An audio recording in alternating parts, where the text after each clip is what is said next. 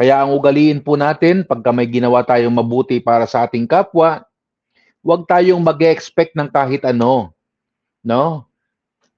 Ito po ang pinakamagandang formula diyan at ito naman po ay tama na anuman ang ginagawa natin sa ating kapwa, sino man 'yan, mahal man natin sa buhay o kakikilala lang natin, ay gawin po natin ito lagi, mabuting gawain para sa ating kapwa, para sa ating Panginoon.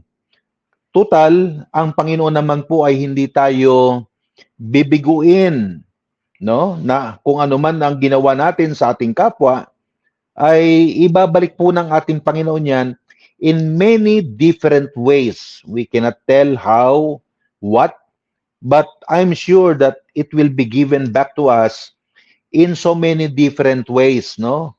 And that is unbelievable that but it is happening.